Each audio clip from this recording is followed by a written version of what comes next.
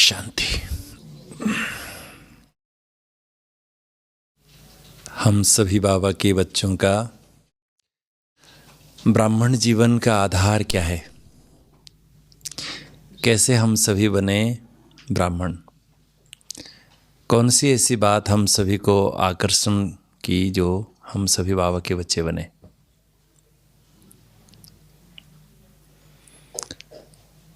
अगर देखा जाए तो वास्तव में बाबा का और बाबा का परिवार का निस्वार्थ प्यार, जो प्यार बाबा से मिला, ऐसा प्यार संसार में कोई व्यक्ति दे सकता है?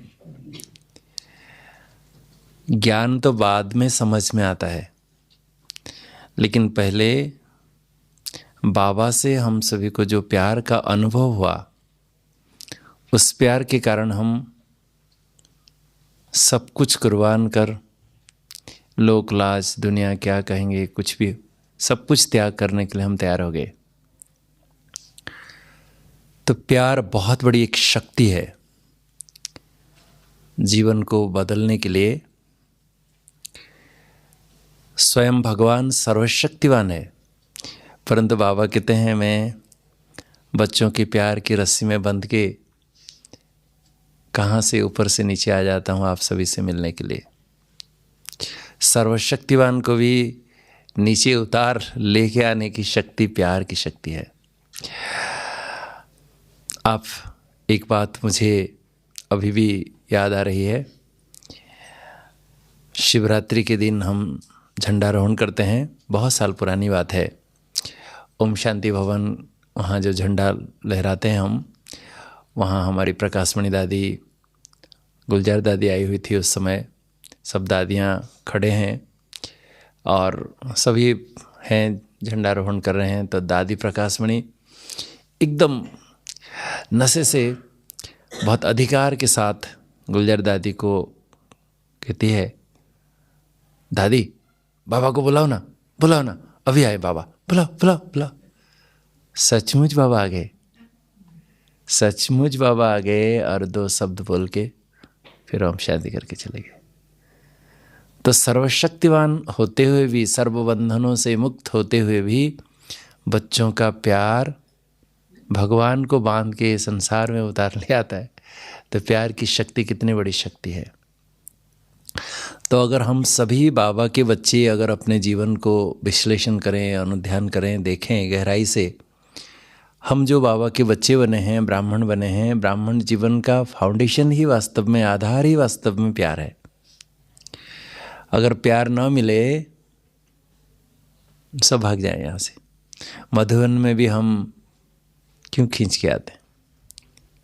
फर्स्ट टाइम मैं जब आया था मधुबन, मुझे याद है, उन दिनों में खाली पांडव भवन ही था, ना ज्ञान सरोवर, ना शांतिवन, ना हॉस्पिटल, ना कुछ नहीं था। छोटा सा परिवार था।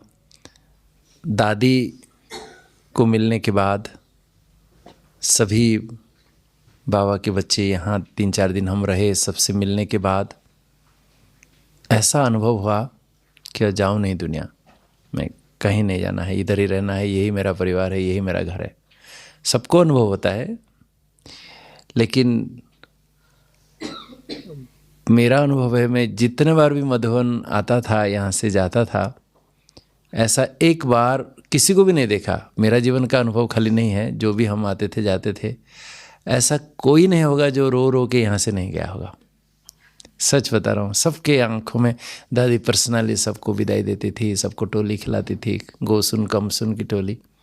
अभी परिवार बड़ा हो गया, फिर भी वो प्यार अभी भी बाबा लुटा रहे। तो ब्राह्मण जीवन का फाउंडेशन, आधार ही प्यार है। जिसके जीवन में प्यार नहीं, उसका रूखा सूखा जीवन है, नीरस जीवन है। प्रवृत्ति मार्ग और संन्यास मार्ग में यही तो अंतर है। निवृत्ति मार्ग और प्रवृत्ति मार्ग में अंतर क्या है? सन्यासियों का जीवन देखना रूखा सूखा, अकेले अकेले जाके कहीं गुफा में बैठ के तपस्या साधना करेंगे, चेहरा देखो कैसा। लेकिन बाबा ने हमको एक परिवार की प्यार की सूत्र में हमको सभी को बांध दिया इसमें आपस में जो हमारी निस्वार्थ रूहानी प्यार है, संसार में कहीं भी किसी से नहीं प्राप्त हो सकता है। तो सन्यासियों के पास ज्ञान तो बहुत है, अथाह है, बहुत कुछ, बाबा से भी ज़्यादा बहुत अच्छा भाषण सुना देंगे दुनिया वाले, लेकिन बाबा समान ऐसा प्यार दे सकते हैं? हमारी दादियों जैसा प्यार मिल सकता है किससे? तो अगर ब्राह्मण जीवन में प्यार का अनुभव नहीं होता है तो सदा काल के लिए चल नहीं सकते हैं, और योग भी नहीं लगेगा, सेवा में रुचि भी नहीं रहेगी, रूखा सूखा जीवन अनुभव होगा। जितना प्यार होगा बाबा समान, हम भी मास्टर प्यार का सागर बनेंगे, दूसरों से प्यार का अनुभव होगा, दूसरों को देंगे तो ही जीवन एकदम सरस अनुभव होगा। जीवन में हर पल एंजॉय करते रहेंगे।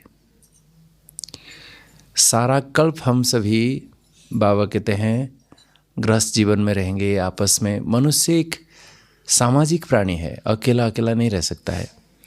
इसलिए निवृत्ति मार्ग से बिल्कुल अलग बाबा हमें जो ज्ञान देते हैं, जो जीवन हमारा बनाए हैं, बिल्कुल अलग। जिसको बाबा का प्यार अनुभव हुआ और कहीं भी वो जा नहीं सकता है, कोई भी शक्ति उसको आकर्षित इधर नहीं कर सकता है। और जिसको बाबा से प्यार का अनुभव है उसका योग भी बहुत सहज सुंदर, कुछ मेहनत करना नहीं पड़ेगा, सहज अनुभव होगा।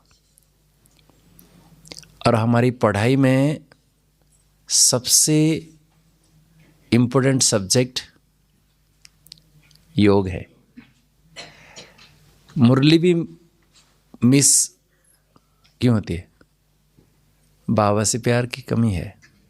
बाबा ने कहा है अगर मुरली से प्रेम नहीं है, प्यार नहीं है, तो मुरलीधर से भी प्यार नहीं है। मैं नहीं मानता हूँ। तो जिसका बाबा से अटूट प्रीत होगा, प्रेम होगा, मुरली एक दिन मिस ही नहीं कर सकता है। तो ज्ञान का सब्जेक्ट में पास हो जाएगा, योग में तो पास होगा ही। धारणा भी बाबा कहते हैं जितना बाबा से प्यार होगा, प्यार के लिए न्यौछावर कुर्बान होने के लिए इच्छा होगी। बाबा इतने कहते हैं नहीं मुझे ऐसा बनना है, ऐसा करना है। बाबा जो कहते हैं वो करने के लिए मर मिटेगा।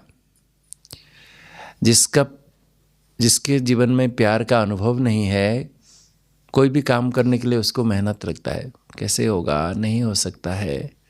लेकिन प्यार से कुछ भी करने के लिए लोग तैयार हो जाते हैं, है ना? नहीं, एक ऐसे ही कोई व्यक्ति को रात भर जागरण करो,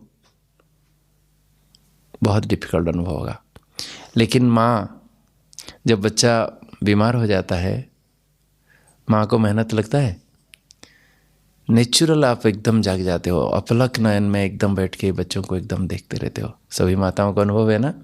है ना? नहीं,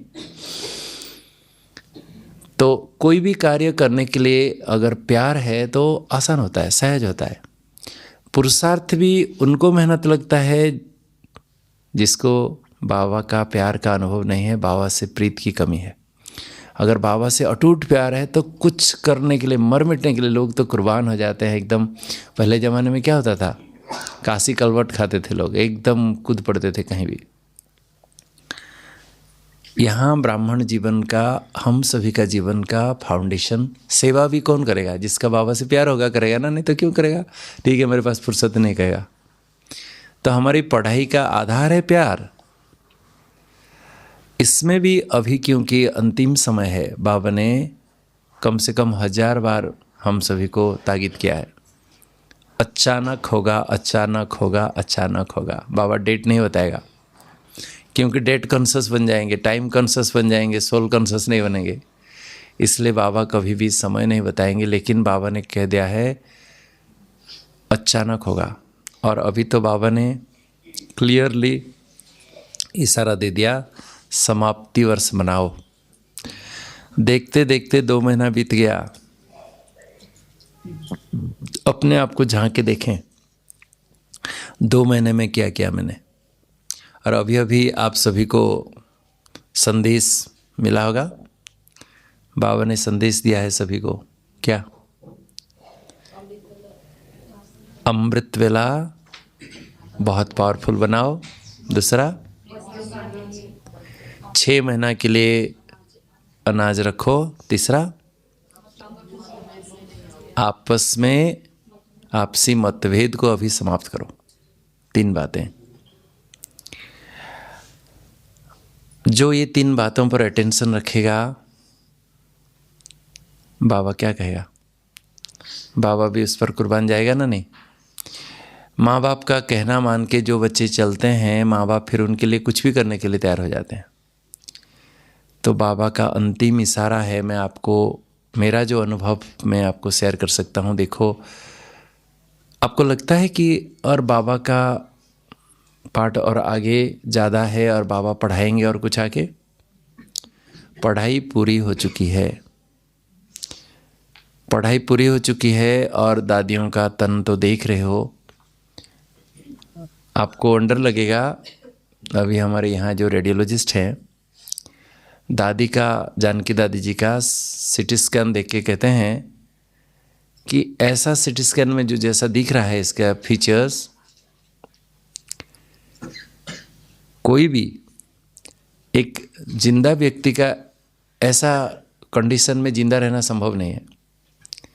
जो ब्रेन की स्थिति है, जो हड्डी पसलियों की जो स्थिति है, सिटी स्कैन देख के रेडियोलॉजिस्ट कह रहे हैं कोई जिंदा व्यक्ति का ऐसा हो ही नहीं सकता है। ऐसी हालत में कोई जिंदा रहना मुश्किल है। अर्थात हम सभी बच्चों के लिए दादियों को भी बाबा थमा के रखा के चला रहे हैं, क्योंकि यज्ञ का आधार स्तंभ है। तो यज्ञ की समाप्ति का नज़ारा तो देख ही रहे हो सभी, परंतु बाबा कितने सालों से अचानक होगा वो भी बाबा ने इशारा दिया। बाबा कृपालु है, दयालु है। वो नहीं चाहते हैं मेरे बच्चे फेल हो जाएं इस पढ़ाई में, मेरे बच्चे जाके वहाँ जाके धर्मराजपुरी में सजा खाएं और जाके कम पद पाएं। बाबा हम सभी का तकदीर को श्रेष्ठ बनाने के लिए कितने बार हम सभी को इशारा दे रहे हैं। फिर भी अगर हम अलबेले रहेंगे तो क्या होगा? अंत में रोएंगे। उस समय बाबा भी साक्षी दृष्टा हो जाएंगे, कुछ भी नहीं कर पाएंगे। तो अभी बाबा का अंतिम इशारा है कि बच्चे 3 बातों पर विशेष अटेंशन रखना, सभी को कहना। बाबा ने संदेश दिया। तो सबसे महत्वपूर्ण है, जो एक बात अगर हम करेंगे बाकी सब कुछ आसान हो जाएगा, सहज हो जाएगा, वो है अमृत वेला। जिसका, जो बाबा के बच्चों का अमृत वेला ठीक नहीं होगा, वो आगे सारा दिन, सारा जीवन युद्ध में बीतेगा। मैं बता रहा हूँ, क्योंकि अमृत वेला हम बाबा के बच्चों का, ब्राह्मण बच्चों का, वो वरदानी वेला है। ब्राह्मण जीवन का फाउंडेशन ही अमृत वेला है। बाबा ने कहा जो बच्चे सवेरे सवेरे उठकर बड़े प्यार से बाबा को याद करते हैं, वो बच्चे जाके राजा बनेंगे। बच्चे तुम सिर्फ अमृत वाला ठीक करो तो मैं तुम्हारा सब कुछ ठीक कर दूंगा। बाबा ने वचन दिया है, तुम सिर्फ अमृत वाला ठीक करो, मैं तुम्हारा सब कुछ ठीक कर दूंगा। अगर मैं अव्यक्त वाणियाँ पढ़ते पढ़ते जब ये सेंटेंस पढ़ा, ये शायद 85 की 86 की मुरली में है, शायद अव्यक्त दादा की मुरली में, बच्चे तुम अमृत वाला ठीक करो, मैं तुम्हारा सब कुछ ठीक कर दूंगा। जिस दिन पढ़ा मैं खाली नाचने लगा। मैं सोचा कि अगर हम अमृत वाला 1 घंटा अगर बाबा को बड़े प्यार से अगर याद करते हैं तो बाबा हमारा जीवन का सब कुछ ठीक कर देगा। तो इससे सहज पुरुषार्थ क्या हो सकता है? लेकिन बहुत बाबा के बच्चे अमृत वेला का महत्व को नहीं समझते हैं। अमृत वेला बाबा को याद करना सहज है, सर्व प्राप्ति। उस समय बाबा कहते हैं कोई ताला चाबी नहीं है। भोलेनाथ बाबा खुले दिल में बाबा को बच्चों को आह्वान करते हैं। बाबा कहते हैं मैं चक्र लगाता हूँ, बच्चे घर गृहस्थ में रहते हुए कैसे सोए हैं, बैठे हैं कि नहीं, देख रहे हैं कि नहीं, बाबा को याद कर रहे हैं कि नहीं, देखते हैं, चक्र लगाता हूँ। तो अपने आप को पूछें हम, क्या अमृत वाला हम एकदम पावरफुल होता है? एक होता है नेमिनाथ जैसे, हाँ बाबा ने कहा है बैठ जाना, लेकिन नहीं। अमृत वेला एकदम पावरफुल होगा तो जन्म जन्मांतर के विकर्म भी दग्ध होगा। हम सारा दिन बाबा को याद तो करते ही हैं, हमारे संसार ही बाबा है, लेकिन उससे विकर्म विनाश नहीं होगा। चलते फिरते हल्का फुल्का याद में बाबा का रहना, इसमें हम विकर्म नहीं करेंगे, कोई पाप कर्म हमसे नहीं होगा अगर बाबा याद है तो। परंतु विकर्म दग्ध करने के लिए पावरफुल स्थिति में रहना बहुत जरूरी है, और वो पावरफुल याद होता है एकांत में, अमृत वेले में।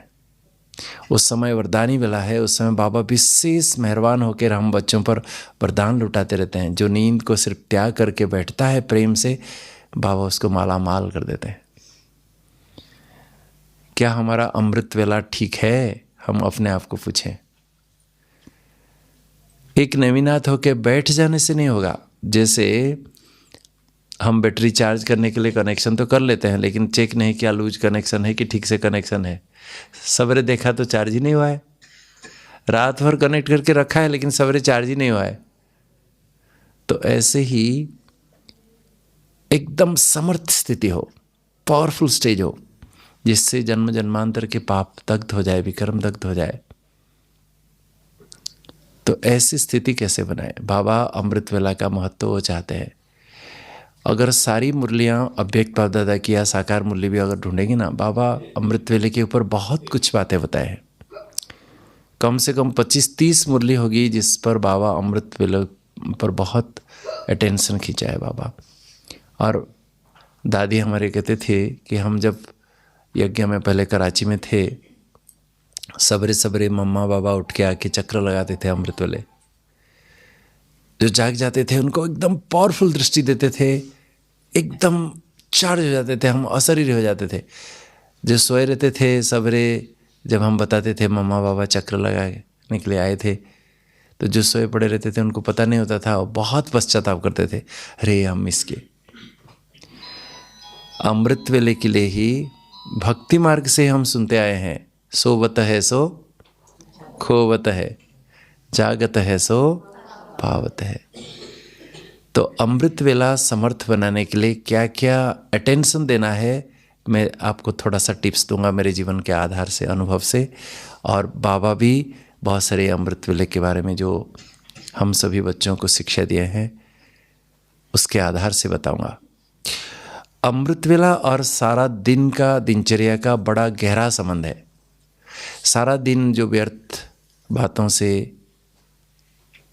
अपना टाइम वेस्ट करता है वो अमृत वेला उठ ही नहीं सकता है। हम बाबा के बच्चे अमृत वेले उठते हैं, लेकिन दुनिया वालों को बताओ, देखना कितने लोग उठ पाएंगे? बहुत मुश्किल है, बहुत मुश्किल है। उठेंगे तो करेंगे भी क्या? अगर कोई उठ भी गया करेगा क्या?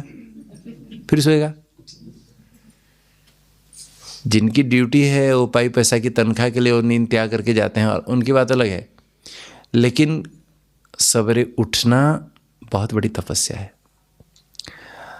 जिसका सारा दिन पर अटेंशन नहीं है वो सवेरे उठ नहीं सकेगा, उठ नहीं सकेगा। तो सारा दिन क्या अटेंशन दे? सारा दिन व्यर्थ बातों से बचे, व्यर्थ बातों से, आलतू फालतू दुनियावी बातों से हमारा बहुत समय वेस्ट करते हैं। बाबा की शिक्षा है, बाबा कहते हैं, कई बच्चे ऐसे खड़े होते हैं, खड़े रहेंगे, पूछो क्या कर रहे? ऐसे ही खड़े हैं। क्या बात कर रहे? ऐसे ही बात कर रहे हैं। वो ऐसे ही, ये गड़बड़ है, यही माया है। बिना बेमतलब का क्यों बात करें हम? बेमतलब का हमारे मुख से तो गिने चुने शब्द निकलना चाहिए। जो वरदानी बोल जैसे महावाक्य हमारे मुख से निकलना चाहिए, बाबा चाहते हैं। ज्ञान रत्नों के सिवा दूसरा कुछ भी नहीं। दूसरों से भी सुनना भी है तो बाबा कहते तुम ही से सुनो, तुम्हारा ही सुनो। या बाबा की बातें सुनते रहें, या बाबा की बातें कोई सुना रहा है तो वो सुनते रहें, और आलतू फालतू बातें व्यर्थ है सब। तो सारा दिन अगर हम बाबा की मुरली का अध्ययन करते हैं, मनन चिंतन करते हैं, सेवा करते हैं, समय सफल बिताते हैं, व्यर्थ बातों में नहीं गया, तो जाके अमृत वेला ठीक होगा। लेकिन उसकी पूर्व तैयारी में रात्रि का जो पूर्व तैयारी है बहुत इम्पोर्टेंट है। रात को जल्दी खाना आवश्यक है। जो बाबा के बच्चे लेट खाते हैं, 10 बजे मान लो खाया, हमारे पेट में हमारे भोजन पूरा पचने के लिए 6 घंटा लगता है, कम से कम 6 घंटा लगता है। अगर पेट में अन्न होगा तो हमारी जो ब्लड सर्कुलेशन है वो ब्रेन में कम जाता है, हमारे आंतड़ियों में ही ब्लड सर्कुलेशन डाइवर्ट हो जाता है।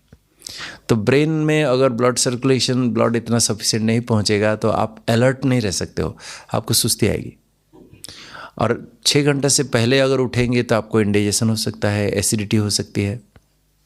इसलिए कई बाबा के बच्चे ये सब नॉलेज ना होने के कारण उठते तो जाते हैं जल्दी, लेकिन कहते हैं टू मच एसिडिटी, हमें नहीं हुआ, हम तो छोड़ दिए, इसलिए नहीं उठते हम। रात्रि का भोजन अगर लेट खाएंगे और ज़्यादा खाएंगे तो कैसे अमृत वेले पावरफुल हो सकता है।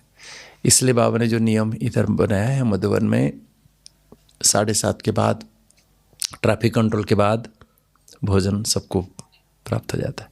तो 8 बजे तक अगर हम खा लेते हैं, और रात्रि का भोजन थोड़ा हल्का करना है, थोड़ा सा हल्का करना है। सवेरे नाश्ता भले अच्छी तरह से कर लो फिर से, लेकिन रात्रि का भोजन एकदम पेट भर के खा लिया, कुंभकर्ण जैसा खा लिया, तो कुंभकर्ण जैसा सोएंगे। तो इसलिए रात्रि भोजन थोड़ा सा हल्का करें, 1 रोटी 2 रोटी खाएं, बस थोड़ी सी सब्जी खा लें। तो अगर 8 बजे तक खाते हैं, 6 घंटा हुआ तो कितना हुआ, 2 बजे। 2 बजे के बाद आपको फ्रेश लगेगा, उठेंगे तो भी आपको सुस्ती नहीं आएगी, एसिडिटी नहीं होगी, इंडाइजेशन नहीं होगा। पहले तो हमारा नियम जो सारा मधुबन में सबके लिए जो नियम है, 3:30 बजे रिकॉर्ड बजता है, अमृत वेला शुद्ध पवन है मेरे लाडले जागो, प्रभु मिलन की यही वेला है मेरे लाडले जागो। वो नियम पहले हम पक्का करें। 3:30 बजे कुछ भी हो जाए उठना ही है, ये ब्राह्मण जीवन की मर्यादा है, नियम है। उठ के बाबा ने साकार महावाक्य है, मैं आपको बताता हूँ। बाबा ने कहा है जो बच्चे सवेरे सवेरे उठकर स्नान पानी आदि कर बड़े प्यार से बाबा को याद करते हैं, वो बच्चे जाके राजा बनेंगे। नहीं तो आगे बाबा ने क्या कहा जानते हो, नहीं तो साकार वाक्य है, बाबा ने कहा नहीं तो झाड़ू लगाएंगे।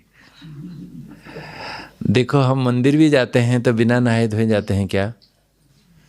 अगर हम बीमार हैं, तबीयत ठीक नहीं है, अलग बात है, हमको सूट नहीं करता है, शरीर ठीक नहीं है, हर एक की प्रकृति अलग अलग है।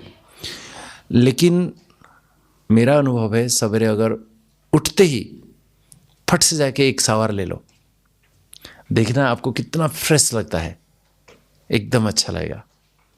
फिर अच्छा कपड़ा पहन के फिर एकदम प्रेम से विधिपूर्वक बैठ के बाबा के प्यार में गदगद होके बाबा को याद करेंगे, तो वो जो आनंद है, वो खटिया से ऐसे ही उठा, वही कपड़ा पहना है, बाल ऐसा ही है, लार ऐसा लगा हुआ है, जाके बाबा बाबा करेंगे तो पावरफुल होगा।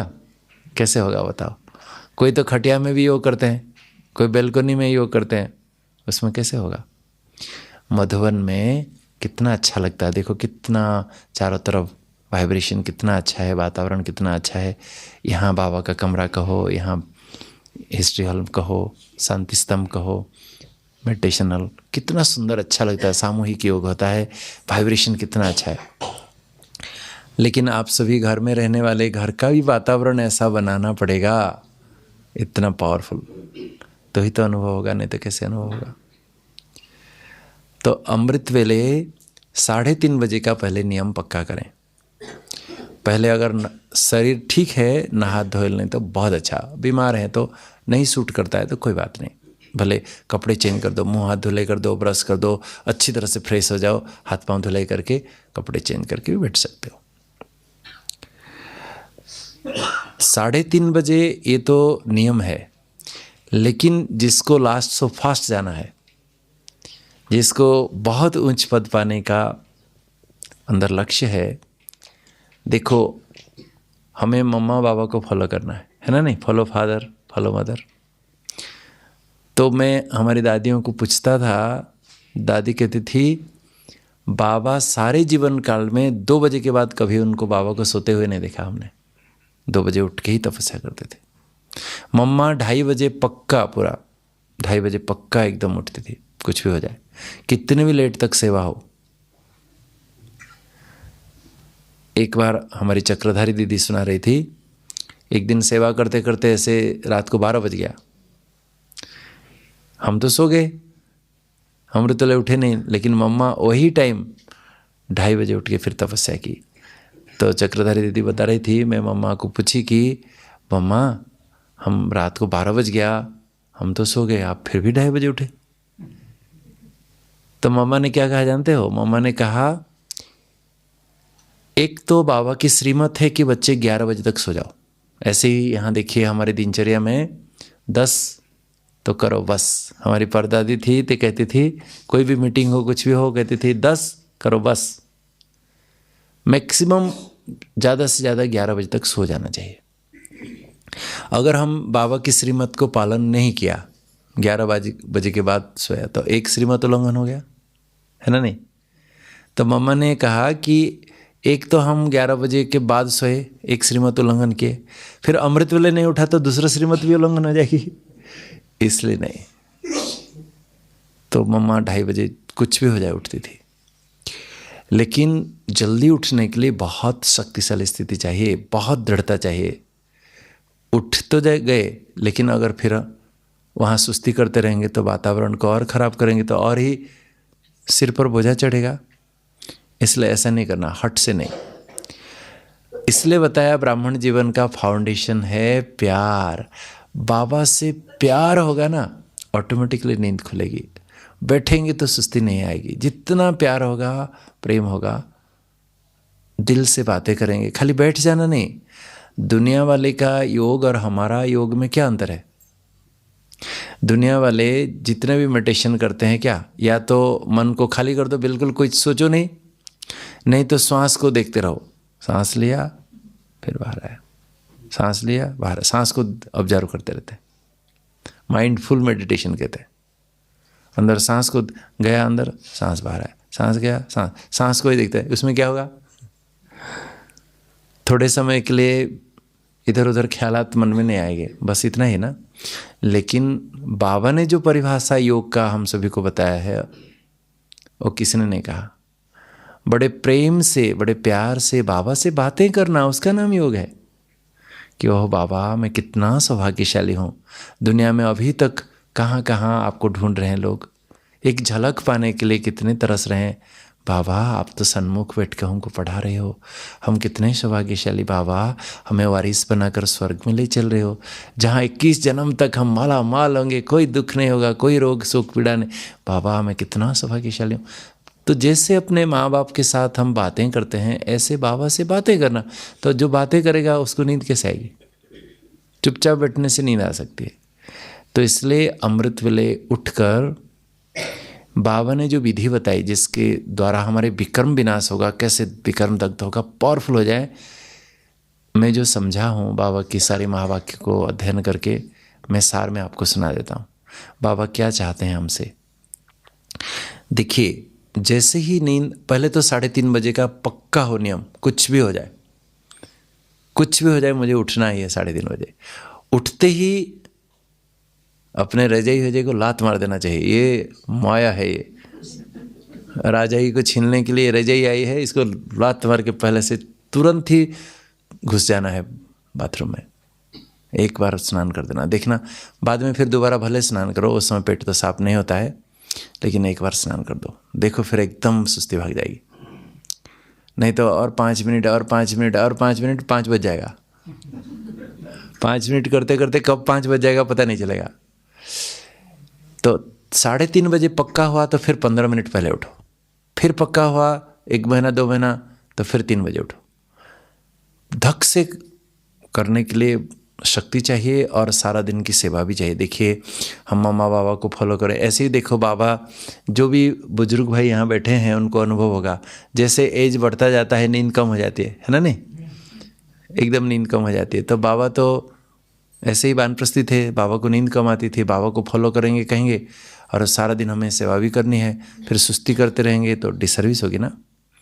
अगर ठीक से नींद नहीं किए हो तो गलतियाँ होगी, गड़बड़ करेंगे, प्रॉब्लम होगा फिर। है नहीं? बैठे बैठे सो जाएंगे, बात करते करते उबासी खाते रहेंगे, अच्छा थोड़ी लगेगा। तो इसलिए पहले 3.5 का पक्का करें। 3.5 अगर कुछ महीना तक पूरा अच्छा हुआ तो फिर 15 मिनट पहले, फिर 15 मिनट पहले, ऐसे करके हमें मम्मा बाबा समान बनने का लक्ष्य रखना है। उठते ही बैठते तैयार हो गए, फिर क्या करना है? रात्रि को सोने से पहले अगर एक मुरली पढ़ते हैं, चाहे अव्यक्तवाणी चाहे व्यक्तवाणी पढ़ते हैं, बाबा के बहुत सुंदर 1 या 2 गीत सुनते हैं और अपने सारे दिनचर्या सवेरे उठ के रात तक क्या किया एक बार सब देख लेना है। सवेरे से लेके मैं क्या किया। अगर कोई गलती हो तो बाबा को बता के चार्ट दे के फिर गुड नाइट करके बाबा की गोदी में सो जाएं। देखना उठते ही जो रात को सोने से पहले पढ़े हो या बाबा के गीत सुने हो वही गूंजेगा। अगर आप अकेले हो तो बाबा के बड़े प्रेम के गीत अलग फोल्डर बनाओ, गीत बजा दो। भले आप ब्रश कर रहे हो, मुंह धो रहे हो, नहा रहे हो, गीत बजता रहेगा। लेकिन संगठन में हो, दूसरे भी हैं, वहाँ गीत बजाओगे तो दूसरों को डिस्टर्ब हो सकता है, वो ध्यान देना है। सवेरे सवेरे बहुत अच्छे 1-2 गीत बाबा का सुन लिया ना, तो फिर देखना एकदम बाबा के प्रति प्रेम से एकदम गदगद हो जाओगे। बहुत सहज होगा योग करना। तो बैठते ही पहले क्या करना है? जब योग में बैठे बाबा के सामने जाके ट्रांसलेट के सामने बाबा को गुड मॉर्निंग करो।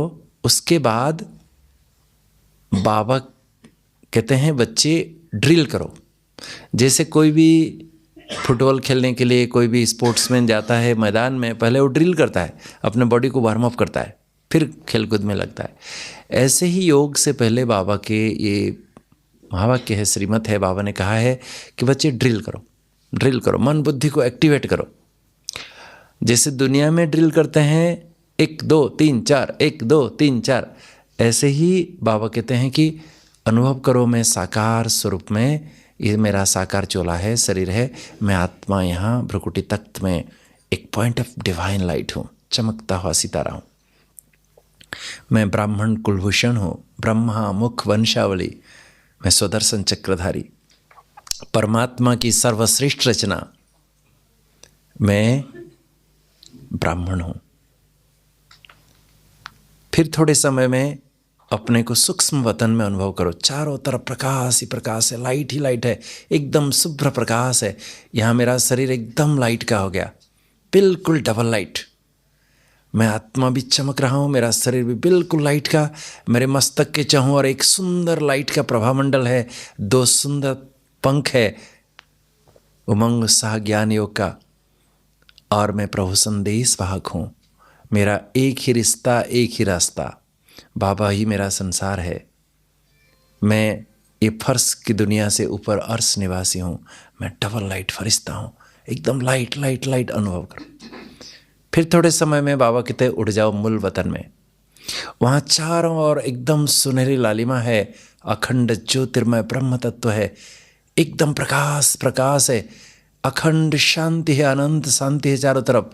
बाबा एक चमकता हुआ सूर्य समान सितारा चमक रहे हैं। मैं बाबा के एकदम पास हूँ, मैं बाबा एकदम, मैं भी एक ज्योति हूँ, लाइट हूँ। ना मेरा साकारी शरीर है, ना मेरा आकारी शरीर है, मैं एक निराकारी स्वरूप ज्योति हूँ। फिर थोड़े समय अनुभव करके फिर वापिस आ जाओ स्वर्ग में, सतयुग में। वहाँ मैं चतुर्भुज विश्व स्वरूप हूँ, विश्व का मालिक हूँ। मैं डबल ताजधारी हूँ, एक रत्न जड़ित ताज है और एक सुंदर पवित्रता का ताज है। शंख चक्र गदा पद्म लिए हुए अलंकारी मूर्त, मेरे मस्तक पर विजय का तिलक है, वैजयंती माला है। मैं विश्व का मालिक हूँ, संपूर्ण निर्विकारी स्वरूप हूँ। फिर थोड़े समय अनुभव करके फिर आ जाओ साकारी ब्राह्मण स्वरूप हूँ। साकारी आकारी निराकारी निर्विकारी, साकारी आकारी निराकारी निर्विकारी। 1 2 3 4 1 2 3 4, ये ड्रिल 5-7 मिनट करो। देखो फिर मन बुद्धि एक्टिवेट हो जाएगा। फिर एक फरिश्ता रूप में बाबा के सन्मुख बैठ जाओ। बाबा एक फरिश्ता है, फरिश्तों का राजा बाबा, बाप दादा सामने है। बाबा दिखाई दे रहे हैं, ब्रह्मा बाबा, उनके प्रकृति में शिव बाबा भी चमक रहे हैं, दोनों सामने हैं। और बाबा अपने वरदानी हाथ से मेरे मस्तक पर वरदहस्त रखकर मुझे वरदान दे रहे हैं। बाबा कहते हैं मैं रोज बच्चों को वरदान देता हूँ, लेकिन बच्चे भूल जाते हैं। बाबा कहते हैं सवेरे सवेरे वरदानों को याद रखना ही वरदानी मूर्त बनना है।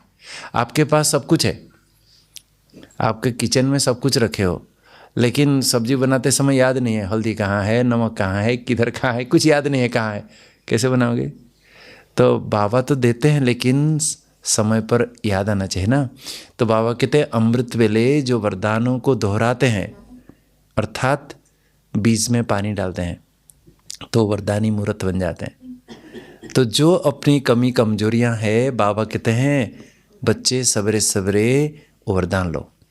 मान लीजिए आपको नींद आती है, तो बाबा को बोलो बाबा मुझे निद्राजित नहीं बनाओगे, आप ही तो मेरे भाग्य विधाता है। तो अनुभव करो बाबा का वरदानी हाथ मेरे सिर पर है, बाबा मुझे कह रहे हैं बच्चे निद्राजित भव, बच्चे निद्राजित भव, बच्चे निद्राजित भव। अनुभव करो, मस्त सर्वशक्तिवान भव, मस्त सर्वशक्तिवान भव। अनुभव करो 3-3 बार, 8-8 बार, 21 बार। अगर आपको बहुत कुछ कमी है, 21 बार रोज अनुभव करेंगे, लगातार पूरा कुछ दिन प्रैक्टिस करो, देखो उस पर ऑटोमेटिकली विजय प्राप्त करेंगे। बाबा अपने हाथ पर ऐसे हाथ लेके मेरे माथा पर विजय का तिलक लगा रहे हैं, बच्चे विजयी भव, बच्चे विजयी रतन भव। तो बाबा से वरदान लो, 10, 15, 20 जितने वरदान लिखना है लिख के याद करो, और उसको 3-3 बार, 7-7 बार, 8-8 बार, 21 बार, जितने बार लेना है वरदानों को अनुभव करो। देखो फिर कैसा अनुभव होता है। फिर बाबा से सर्व संबंधों का अनुभव करो, बाबा से बातें करो, पिता के रूप में, माता के रूप में, गुरु शिक्षक। बाबा के साथ कितना संबंध है हमारा? ऐसे तो सर्व संबंध है। भक्ति में हम क्या गाते थे? तुमेव माता च पिता तुमेव, तुमेव बंधुश्च सखा तुमेव, तुमेव विद्या द्रविणम तुमेव, तुमेव सर्व मम देव देव। हे प्रभु आप मेरे सब कुछ हो। लेकिन उसमें से विशेष 8 संबंध हमारा मुख्य है। बाबा ने कहा है अगर सारा दिन ये 8 संबंधों का कोई अनुभव करता है तो वो अष्ट रतन में आ सकता है। जो अष्ट शक्तियों को अपने जीवन में प्रैक्टिकल धारण करता है और अष्ट संबंध निभाता है, वो अष्ट रतन में आ सकता है, बाबा ने कहा है। तो 8 संबंधों का आरोहण करना है। बाबा कौन से 8 संबंध? माता पिता, गुरु शिक्षक, बंधु सखा, स्वामी बच्चा। स्वामी अर्थात साजन, और सर्जन भी ऐड कर देना। साजन भी है तो सर्जन भी है, क्योंकि सब बीमार हैं आजकल, है ना नहीं? तो बाबा आप मेरे सुप्रीम सर्जन हो।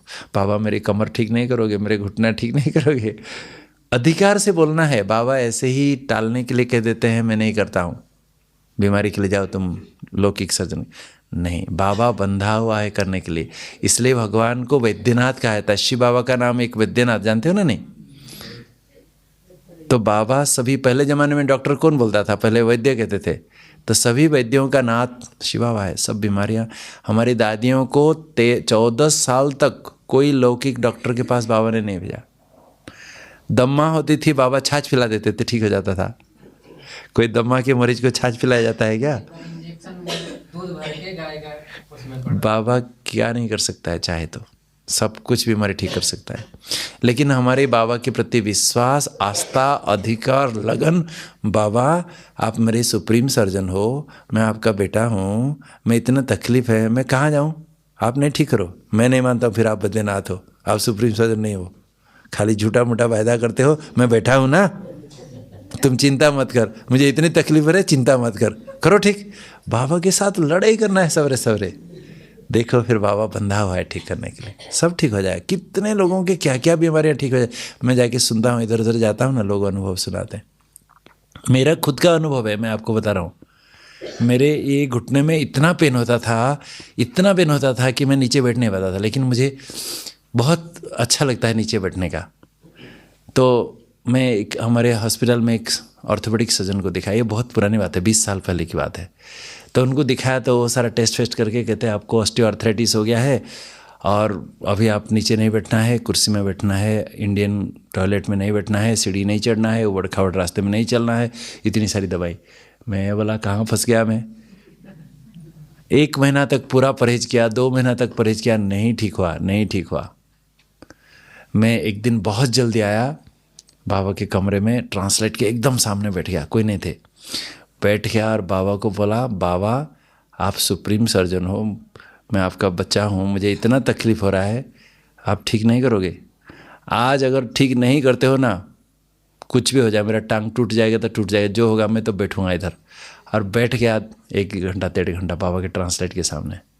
आप सोच नहीं सकते हो, अभी तक देख लो, पूरा 10 घंटा भी बैठा दो बैठ जाऊंगा, एक भी दवाई नहीं खाया। तो कहने का मतलब है आपका लगन है तो बाबा करेगा, लेकिन इसका मतलब नहीं है आप बाबा पर सब भरोसा करके छोड़ दो, कोई टेस्ट नहीं करो, कुछ नहीं करो और उधर और कुछ गड़बड़ हो जाए, ऐसा भी नहीं। हमें बाबा ने ज्ञानी तो आत्मा बनाया है, समझदार बनाया है, तो शरीर को भी संभालना हमें आना जरूरी है, चेक भी करना है, देखना है। देखो अगर बाबा कहते हैं बच्चे तुम्हारे कर्मभोग भी तुम्हें तो चुक्त करना पड़ेगा, बहुत जन्म जन्मांतर के जो भी कर्म है उसको तो दग्ध करना पड़ेगा। नहीं तो हमारी दादियों को देखो, हमारे बाबा को भी, मम्मा को भी, सबको कर्मभोग चुक्त करना पड़ा। ये टेस्ट पेपर सबको देना पड़ता है। तो इसलिए कभी कभी आवश्यक है तो दवाई भी करना है तो करना है, क्योंकि बाबा ने कहा है कलयुग में ये रंग बिरंगी जो दवाइयाँ हैं ये ड्राई फ्रूट समझ के खा लो, एक काजू है, किशमिश है, पिस्ता है करके खा लो, लेकिन ठीक रहो, शरीर को संभालो। तो मेरा कहने का भावार्थ है सवेरे बाबा से वरदान लो। जो वरदान लेता है नेचुरली ऐसा समर्थ स्थिति हो जाती है। आप खाली ऐसे बैठे हो, देखना थोड़े समय के बाद कोई संकल्प में चलेगा तो सुस्ती आएगी। बाबा के सामने बैठे हो और संकल्प कर रहे हो, मैं मास्टर सर्वशक्तिवान हूँ, मैं मास्टर सर्वशक्तिवान हूँ, बाबा मुझे वरदान दे रहे हैं, मैं मास्टर सर्वशक्तिवान हूँ, तो ऐसे होगा? मैं मास्टर सर्वशक्तिवान हूँ, ऐसा होगा? हो सकता है? तो वरदान लो, फिर बाबा से रुरुहान करो, बाबा आप मेरे पिता हो, मैं कितना कहाँ भटक रहा था, आप मुझे वारिस बच्चा बनाकर मुझे विश्व का मालिक बना रहे हो। मैं कभी स्वप्न भी नहीं सोचा था बाबा, मैं कितना खुशनसीब हूँ बाबा, मेरी कितनी पालना कर रहे हो, सवेरे सवेरे मुझे इतने स्नेह देकर, इतनी शक्ति देके मुझे कितनी शक्तिशाली माँ अजीत बना रहे हो। माँ क्या करती है? अच्छी माल ठाल खिला के मालिश करके मजबूत बनाती है, ऐसे बाबा भी हमें सब मजबूत बना रहे हैं, मायाजीत बना रहे हैं।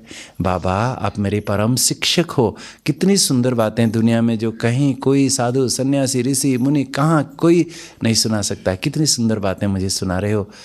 बाबा मेरे सारे उलझन खत्म कर दे, मेरे सारे संशय नष्ट भ्रष्ट हो गया, मैं गत संशय हो गया, नष्ट मोहा हो गया, स्मृति लब्ध हो गया, बाबा मुझे सुदर्शन चक्रधारी बना दे, मैं कितना खुशनसीब हूँ, मेरे सारे प्रश्न खत्म हो गए।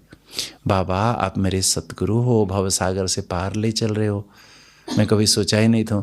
आज तक तो ऋषि मुनि कितनी तपस्या क्या क्या करने के बाद जाके मुक्ति होगी। और आपको हंसी की बात सुनाता हूँ, मेरे एक ग्रैंड मदर थी, बहुत भक्ति करती थी, इतने उपवास करती थी बात मत पूछो, बिल्कुल बहुत भक्ति करती थी, निर्जला उपवास पूरा। मैं एक दिन पूछा ये सब क्यों कर रहे हो? कहती है, मैं एकदम छोटा था उस समय, ज्ञान में नहीं था, तो पूछ रहा था तो ये सब क्यों करती हो? तो कहती है इतनी भक्ति करने से अगले जन्म में घास बनोगे, फिर वो घास को कोई गाय खाएगी तो फिर मुक्ति होगी। तो भक्ति में लोगों को क्या क्या सब ऐसे बता के रखे, बात मत पूछो। लेकिन बाबा हमें कितने सुंदर, देखो इस संसार से पार ले चल के कैसे स्वर्ग में हमें, लोग तो सोच भी नहीं सकते स्वर्ग क्या है, उनको पता ही नहीं है। तो बाबा से सर्व संबंधों का रुरान करो, बाबा आप मेरे साथी हो ना, चलो बाबा चलो ये काम करते हैं। देखो बाबा के साथ हमेशा, बाबा के साथ कोई ना कोई संबंध, सारा दिन सवेरे से लेकर रात तक अगर बाबा से सर्व संबंधों का अनुभव करेंगे तो बाबा ही संसार है बस। फिर देखो कैसा मजा आता है। तो फिर बाबा से संबंधों का अनुभव करने के बाद फिर क्या करो, सब हो गया। जैसे एक छोटा बच्चा बाबा अपने माँ बाप के पास आके स्कूल से पढ़ाई करके आया, पापा पापा मम्मी मम्मी आज स्कूल में हमारे टीचर ऐसा किया, मेरा दोस्त ऐसा किया, ओ क्या सारी बातें बता दिया। फिर क्या करेगा? चुपचाप बैठा रहता है कि नहीं? चुपचाप बैठा रहता है मम्मी के पास, पापा के पास, उसको अंदर नशा चढ़ा रहता है, कुछ बात भी नहीं करेगा लेकिन वो खुशी से झूमता रहेगा। ऐसे ही बाबा से जो बातें करना है करने के बाद फिर अनुभव करो, बैठो बाबा के सामने, बाबा को देखो, बाबा कैसे बिंदु है, बाबा बिंदु है मैं बिंदु हूँ, बाबा बिंदु है मैं बिंदु हूँ। इस शरीर भूल जाए। हमारी साधना का मुख्य उद्देश्य है ये शरीर भूल जाए, देहभान भूल जाए। जो अंत में शरीर को भूलेगा वही कर्मातीत होके बाबा के साथ चलेगा। ये शरीर जाएगा ही नहीं। जो शरीर को नहीं भूल पाएगा वो अंत में चिल्लाएगा, ओ दूर के मुसाफिर हमको भी साथ ले ले रे, हम रह गए अकेले। सभी उड़ते जाएंगे, हम रह जाएंगे इधर। इसलिए अगर हम साधना कर रहे हैं, हमारे शरीर का भान नहीं भूल रहा है, तो फिर कहीं ना कहीं कमी है। और वो होगा जितना बाबा से प्रीत होगा, प्रेम होगा, गदगद होके एकदम रोमांच होके तल्लीन हो जाए, शरीर भूल जाएगा। तो इसने जितना प्यार वो इस पढ़ाई में उतना पास। हमारी दादियों के पास कौन सी डिग्री, कौन से कहाँ कॉलेज यूनिवर्सिटी, क्या किए थे? बाबा से जो अटूट प्यार है, देखो बाबा क्या से क्या बना दिए। इसलिए बाबा से प्रेम कभी कम ना हो। और वो तब होगा जब बाबा की मुरलियों को अच्छी तरह से सुनेंगे। बाबा क्या चाहता है हमसे, बाबा कितना प्यार करता है हमसे। दादियों के अनुभव सुनेंगे, बड़ों के अनुभव सुनेंगे, मुरली पढ़ेंगे, तो बाबा से प्यार दिन प्रतिदिन। बाबा के गीत, बहुत सुंदर सुंदर गीत सुनते रहेंगे, तो बाबा से प्यार। इसलिए बताया ब्राह्मण जीवन का फाउंडेशन प्यार है। और अमृत वेला अगर एकदम पावरफुल हुआ, अमृत वेला शरीर भूल गया, आप लंबे समय तक बैठने की आवश्यकता है। 5 मिनट 10 मिनट में नहीं होगा। बहुतों का संस्कार है भक्ति में, जैसे जाते थे ना, वो देवी के सामने थोड़ा फूल दे दिया, नमन कर दिया, फिर वो देवी के पास जाके वहाँ थोड़ा सा कर दिया, वहाँ 5 मिनट, वहाँ 2 मिनट, वहाँ 10 मिनट, इधर उधर। तो यहाँ भी ऐसे कई बाबा के ऐसे बच्चे करते हैं। शांति स्तंभ के सामने 2 मिनट खड़ा हो गए, इधर आके 2 मिनट खड़ा हो गए, बाबा के कमरे में 2 मिनट जाके, फिर उधर गए, 4 धाम हो गया मेरा, हो गया। उससे विक्रम दग्ध नहीं होगा। विक्रम दग्ध करने के लिए ज्वाला स्वरूप, एकदम पावरफुल लाइट माइट स्वरूप, बिल्कुल मैं एक ज्योति हूँ, एकदम पावरफुल लाइट हूँ, बाबा के साथ कंबाइंड हूँ, शिव शक्ति हूँ, लाइट हाउस माइट हाउस हूँ, ज्ञान सूर्य हूँ। ऐसा स्थिति पूरा एकदम बिल्कुल भूल जाए सारी दुनिया, एकदम लाइट माइट। वो अभ्यास थोड़े समय बैठ के देहभान बिल्कुल भूल जाए। 1 घंटा 1.5 घंटा बैठेंगे एक जगह पे तो होगा।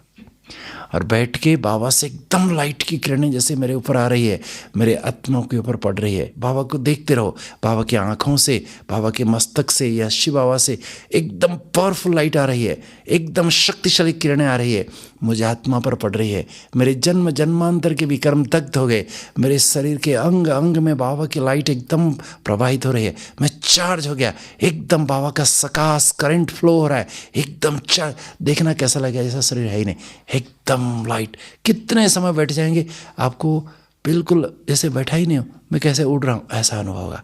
एकदम कितने समय बैठेंगे, आपको कुछ होता है, कई बाबा के बच्चे 5 मिनट नहीं बैठ पाते, ऐसे ऐसे। एक व्यक्ति का बैठक से पता चलता है उसकी स्थिति, वो साधक कैसे है, कितने साधना क्या है। बाबा 5-5 घंटा ऐसे बैठ जाते थे, राजा जैसा टांग पर टांग चढ़ा के। मामा हमारी कैसे बैठी है देखो। तो एक जगह पे बैठ के डेली अभ्यास करिए। अमृत वेले 1 घंटा 2 घंटा बैठने का अभ्यास हो तो ही पावरफुल होगा। और अशरीरी देहभान भूल जाए, मैं बिंदु हूँ, लाइट हूँ, लाइट हूँ, लाइट हूँ, माइट हूँ, ऐसे एकदम पूरा अभ्यास हो, अनुभव हो। फिर सारा दिन में भी वो अभ्यास, फिर वो अनुभव होगा। ऐसे शरीर में करंट फ्लो हो रहा है, मैं जैसे चल रहा हूँ।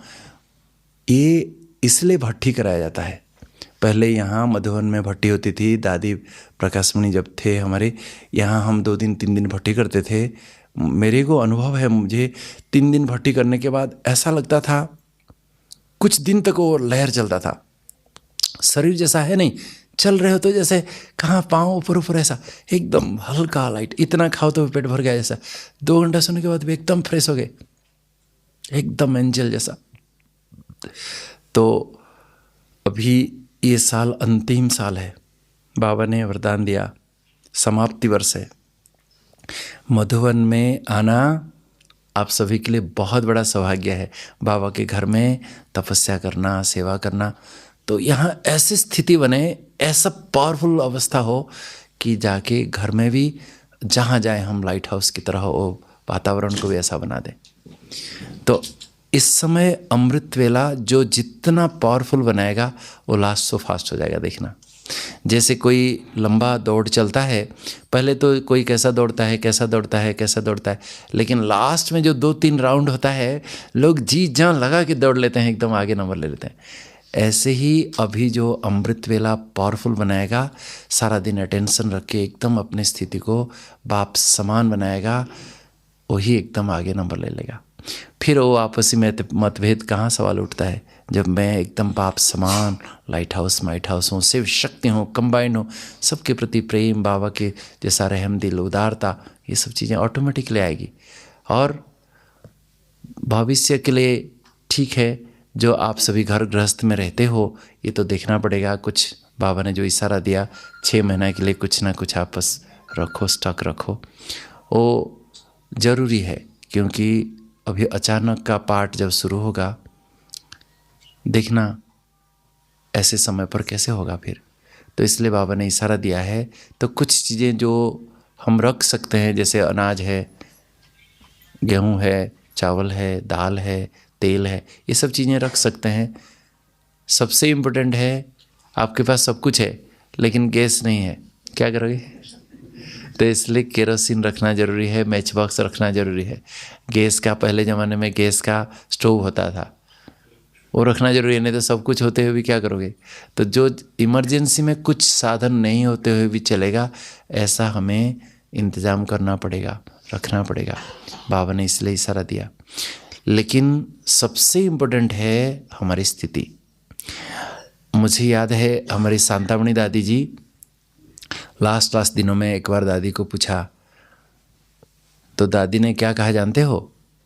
दादी ने कहा, अंतिम समय में ये सब साधन फेल हो जाएगा, कुछ नहीं मिलने वाला है, खाने पीने के लिए भी नहीं मिलेगा। अभी भी शुरू हो गया है। कई बड़े बड़े शहरों में पानी बिल्कुल जीरो हो गया है, पानी है ही नहीं। तो ऐसा होगा, परंतु ऐसे समय पर ये साधन भी कितने दिन तक रखोगे? 6 महीने से आगे चले गए तो फिर क्या करोगे?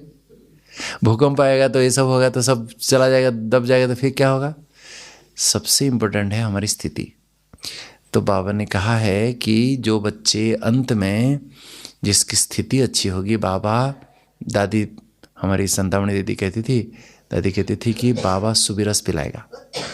जैसे शुरू में हमारी दादियाँ महीनों तक ट्रांस में रहती थी, महीनों तक पानी भी नहीं पीती थी, खाना भी नहीं खाती थी, कुछ भी, कैसे चलते थे? तो बाबा उनको सुबह रस पिलाते थे। तो अंत में जब महाविनाश होगा, चारों तरफ जिसकी स्थिति बहुत अच्छी होगी, बाबा से एकदम प्यार में, एकदम पूरा लगन में मगन है, उसको बाबा सुबह रस पिलाएगा, ट्रांस में साक्षात्कार कराएगा। अभी साक्षात्कार पार्ट बंद हो गया, लेकिन अंत में फिर से आदि सो अंत होगा। बाबा ने जो कहा है देखना फिर होगा। जो बाबा के बच्चे बहुत एकदम लगन जिसको है, बाबा उनको दिखाएगा। बाबा कहते हैं यहाँ तुम ऊंची पहाड़ी में रहोगे अंत में, और वहाँ से ही विनाश देखोगे, साक्षात्कार करोगे, देखोगे, और बाबा आपको एकदम साक्षात्कार भी कराएगा, सुबह रस भी पिलाएगा। तो अंत में ये साधन तो सब फेल हो जाने वाला है, मैं आपको बता रहा हूँ। फिर भी बाबा ने इशारा दिया है, तो आप जो घर गृहस्थ में रहते हो, रखो 6 महीना 1 साल का स्टॉक हमेशा रखो। क्योंकि आगे चल के, अभी तो देखो घर में पैसा तो नहीं रख सकते हो, क्योंकि आप देख रहे हो नोटबंदी हो जाएगी, चोर चुहाड़ भी आएंगे, बहुत सारी बातें हैं। और बैंक में रखोगे तो बैंक का क्या हाल होगा आप देख लेना आगे चल के। सारा कंप्यूटर फेल, तो पैसा होते हुए भी कोई निकाल नहीं सकता है, कुछ नहीं कर सकता है, वो बैंक का पैसा बैंक में ही रह जाएगा। देखना आगे चल के तो ऐसा कंडीशन आने वाला है। तो इसलिए अंतिम समय में हमारी स्थिति ही बहुत काम में आएगी। बहुत लंबे समय से अपने स्थिति को जो बहुत पावरफुल बनाया, बाप समान बनाया, तो वही अंत में पास होंगे। तो क्या हमारी स्थिति ऐसी है, अचल अडोल, बिल्कुल कुछ भी हो जाए, ऐसी स्थिति के लिए बाबा ने कहा अमृत वेला पावरफुल बनाओ। अमृत वेला जितना बहुत अच्छा अनुभव होगा, ऑटोमेटिकली सारा दिन इसका असर होगा। एक अमृत वेला का किताब हमारे लिटरेचर में उपलब्ध है, हिंदी का, इंग्लिश का भी उपलब्ध है, आप पढ़ो। वहाँ बाबा अमृत वेले के बारे में जो कुछ बताया है, पढ़ेंगे आपको सब समझ में आ जाएगा। फिर उस हिसाब से एकदम पावरफुल योग करें, फिर देखना सब कुछ ऑटोमेटिकली आसान हो जाएगा। मैं एक बात आपको सुनाऊंगा। हम बाबा को कैसे प्रत्यक्ष कर पाएंगे? क्योंकि बाबा ने हम बच्चों को दुनिया के सामने प्रत्यक्ष तो कर दिया। ब्रह्मा कुमारी सब जानते हैं, लेकिन ब्रह्मा बाबा कौन है, शिव बाबा कौन है, कोई नहीं जानता है। बाबा को प्रत्यक्ष करने का एक ही मात्र साधन है। बाबा ने जो कहा, आपसी मतभेद को अभी समाप्त करो। मैं एक बहुत पुराना मधुबन निवासी भाई जो साकार बाबा के समय के, उनको पूछ रहा था कि भाई साहब, आप तो साकार बाबा के समय के हो, आप उस समय बाबा को देखे थे, उस समय बाबा का परिवार जो था और अभी जो देख रहे हो स्थिति में, दोनों में अंतर क्या है? उन्होंने क्या कहा जानते हो? उन्होंने कहा कि पहले इतना प्यार था, इतना प्यार था आपस में कि बात मत पूछो। हम एक दूसरे से, सबके साथ, बाबा से, सबके साथ इतना प्यार था, इतना प्यार था। अभी वो प्यार नहीं दिखाई देता है। नेचुरल है। देखो, एक परिवार में माँ बाप और एक दो बच्चे होते हैं, तो जैसा होता है, परिवार अगर 10 बच्चे हो गए तो नेचुरली वो तो डाइल्यूट हो ही जाता है। लेकिन अभी फिर से अगर हम एक दूसरे के प्रति प्रेम, प्यार, कोई कैसा भी हो, बाबा के बच्चे हैं ना, संसार से तो बहुत अच्छे हैं। बाबा तो कहते हैं, देखो तुम सबको भाई भाई की दृष्टि से देखो। देखो, बाबा का दृष्टिकोण ऐसा था, जानते हो, बाबा बंदर को भी बच्चे बच्चे बच्चे, बाबा बंदर को भी बच्चे कहते थे, गाय को भी बच्चे कहते थे, सबको बच्चे कहते थे, तो सबको भी बच्चे बच्चे कहते थे। बाबा का प्यार सबके प्रति सब। तो बाहर के जो लोग हैं जिनको बाबा का परिचय नहीं है, वो भी हमारे भाई बहन हैं, वो बेचारे अनजान हैं, उनको पता नहीं। लेकिन जो कम से कम बाबा को पहचान चुके हैं, बाबा के बन चुके हैं, उनके साथ हमारा कैसा व्यवहार हो, कैसे संबंध हो, कैसे दृष्टिकोण हो, कैसे बोलचाल हो। आपस में अगर लड़े झगड़ेंगे हम, कौन मानेगा कि ये भगवान के बच्चे हैं? तो बाबा चाहता है कि हमारे अंदर इतना प्यार हो, घुल मिल जाए सब, इतना स्नेह हो कि बात मत पूछो। तो हम एक दूसरे के प्रति श्रद्धा, सम्मान, रिस्पेक्ट, सबको, किसको भी उनके मन में आघात न लगे, कोई कैसा भी हो, सबके प्रति हम अगर सबकी विशेषताओं को अप्रिशिएट करें, सबको सम्मान दें, सबको सहयोग दें, तो आपस में स्नेह बनेगा, तो फिर बाबा भी प्रत्यक्ष होगा। तो इसलिए बाबा कहते हैं, आपसी मतभेद मिटाओ। जो मधुबन में हम रहते हैं, हमको तो कोई और कोई चिंता नहीं, सब हम तो बाबा के घर में हैं, हमको ये सब चिंता की बात नहीं है। जिनको जो रेस्पॉन्सिबिलिटी है, जिनके अंदर दायित्व है, वो संभालेंगे। लेकिन आप सभी जो घर गृहस्थ में रहते हो, बाबा की जो इशारा है, इस साल 6 महीना क्या है, मैं तो कहता हूँ 1 साल का रखना जरूरी है। परंतु अंत में हम सभी को पास होने के लिए, बाबा के साथ जाने के लिए मदद करेगा एक बहुत सुंदर अभ्यास जो मैं आपको शेयर करना चाहता हूँ। बहुत साल पहले हमारे जो अकाउंट्स में रमेश भाई संभालते थे, अभी अव्यक्त हो गए, वो एक बार क्लास में सुना रहे थे। तो जब मम्मा थी, मम्मा को एक बार बॉम्बे में मैं कार में कहीं लेके जा रहा था और रास्ते में एक बहुत सुंदर होर्डिंग देखा। तो मम्मा को रमेश भाई कहते थे, मैंने पूछा, मम्मा वो होर्डिंग देखी? तो मम्मा ने कहा कि मैं ये सब चीज़ें नहीं देखती हूँ, मैं इस दुनिया में नहीं रहती हूँ। तो इनको आश्चर्य लगा। तो इन्होंने कहा, अच्छा इस दुनिया में नहीं रहती तो कहाँ रहती है? तो मम्मा ने कहा, जब मैं मुरली सुनाती हूँ, क्लास कराती हूँ, तो मैं व्यक्त में आती हूँ, नहीं तो या तो सूक्ष्म वतन में हूँ या तो मूल वतन में हूँ। मैं ये अभ्यास करती हूँ। जैसे कोई घर जाता है तो पहले तैयारी करता है, ऐसे हमें घर जाना है, तो इसलिए बाबा कहते घर को याद करो बार बार। तो हम भी अगर अमृत वेले ये अभ्यास करेंगे तो सारा दिन भी ऐसा अनुभव होगा। हम ये साकारी भान में रहते हैं तो इसलिए विकर्म भी होते हैं, थकते भी हैं। अगर हम अभ्यास करें कि मैं सूक्ष्म वतन में हूँ, सूक्ष्म वतन में हूँ, लाइट हूँ, डबल लाइट हूँ, या मूल वतन में एकदम बिंदु स्वरूप में हूँ, ये अभ्यास जितना लंबे समय तक करेंगे, अंत में बाबा अगर इशारा देंगे चलो बच्चे, तो 1 सेकंड में जाना सहज होगा। बाबा तो अंत में हमारी स्थिति कैसी होनी चाहिए, बहुत सारे अव्यक्त मूल्यों का अध्ययन कीजिए। देखो बाबा ने क्या कहा, जैसे ऐसा अभ्यास करो बच्चे, जैसे एक कमरे से कोई बाहर जाता है अंदर आता है, बाहर जाता है अंदर आता है, जैसा अनुभव होता है ऐसे मैं आत्मा भी शरीर के अंदर हूँ, शरीर के बाहर हूँ, शरीर के अंदर हूँ, शरीर से बाहर हूँ। ऐसा इतना अभ्यास तुमको करना चाहिए। जब चाहे जैसे कपड़े उतार देते हो ऐसे ही शरीर को छोड़ के मैं चला जाऊँ। क्या इतना अभ्यास है हमारा, इतना अनुभव है? तो अमृत वेला खास बाबा ने जो कहा, बैठ के ये अभ्यास करना है, पावरफुल अभ्यास करना है। मैं बिंदु हूँ, शरीर का एकदम भूल जाए, कभी मूल वतन में एकदम वहाँ कितने समय तक बैठ जाओ, पूरा एकदम बिंदु होकर, और कोई संकल्प विकल्प ना है।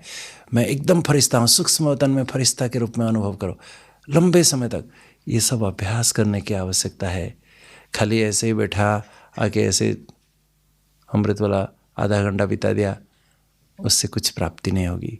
इसलिए बाबा ने जो अमृत वेला का इशारा दिया, सभी भाई बहनें दिल से हम सभी करें, आपस में बड़ा प्रेम प्यार हो। जैसे साकारी समय में था, बाबा जब थे, जैसे था मधुबन में जैसे वातावरण, ऐसे ही हमारे आपस में संबंधी प्रेम प्यार का हो।